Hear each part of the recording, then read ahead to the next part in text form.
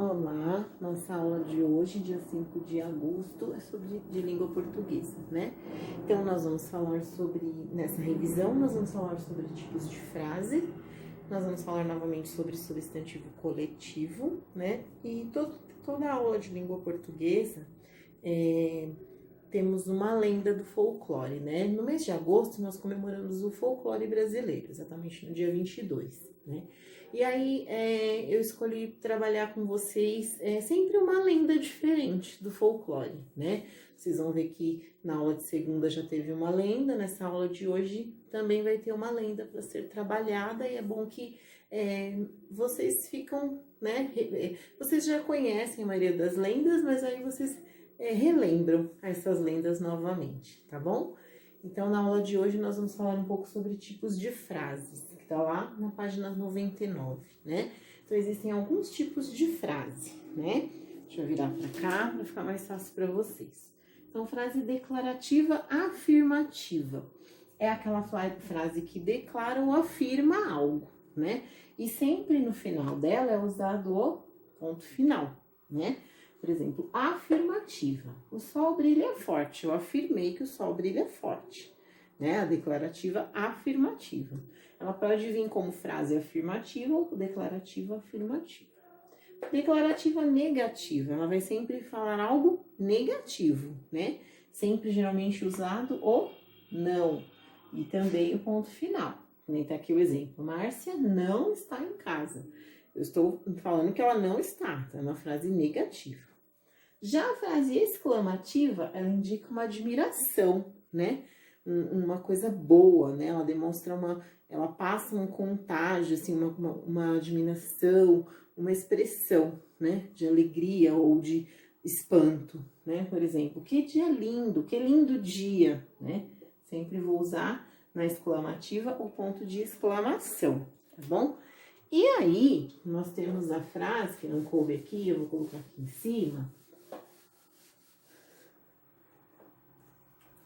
A frase interrogativa. A frase interrogativa, ela expressa o quê? Ela expressa uma pergunta, né? Uma indagação. Expressa uma pergunta. E ela sempre terá o ponto de exclamação, né? Por exemplo, que horas são?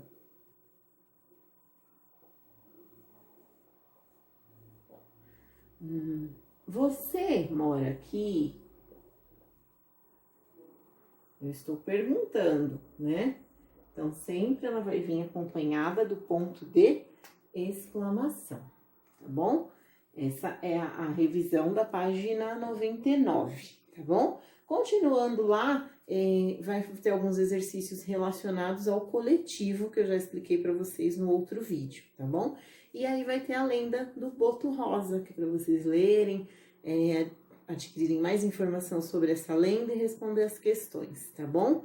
Toda aula de português de revisão também tem alguns exercícios de ortografia, que nós já vimos lá no livro. Vocês podem até consultar o livro, tá bom? Se vocês tiverem dúvidas, é só me chamar. Tchau, tchau. Agora vamos às aulas do dia 5, né, de língua portuguesa. Primeiro exercício, vocês vão numerar de acordo com a legenda. Toda frase afirmativa 1, frase negativa 2, interrogativa 3 e exclamativa 4. E a 2, vocês vão encontrar 12 substantivos no caça-palavras, né?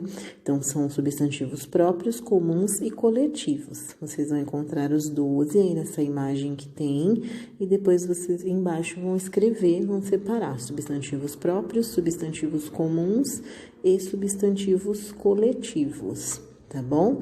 Esses são os dois primeiros exercícios dessa página que vocês têm para fazer. Próximo exercício, vocês vão classificar as palavras quanto ao número de sílabas. Monossílaba, dissílaba, trissílaba ou polissílaba. Tá? Exercício 4, vocês vão completar com GG, né? O J ou G. Exercício 5, e vão relacionar as colunas. O que for substantivo próprio vai colocar 1, substantivo comum 2 e substantivo coletivo vai colocar o número 3, tá bom? Aí estão as palavras e aí coloca na frente o numeral. E a 6 vocês vão transformar em frases afirmativas as frases negativas, né? Por exemplo, a primeira que está aí. Amanhã iremos ao cinema. Então, eu vou passar ela para uma frase negativa. Então, vai ficar: amanhã não iremos ao cinema, né? Vou acrescentar o não, tá bom? Vocês vão fazer com todas as frases que estão aí, tá bem? Exercício 7 é um texto, né? É uma lenda, o Boto Rosa, que vocês já conhecem, tá bom? Então, vocês vão ler com bastante atenção e vão responder as questões. A primeira é: o boto cor-de-rosa é uma lenda de qual região do Brasil? A segunda, escreva as características do boto de acordo com o texto.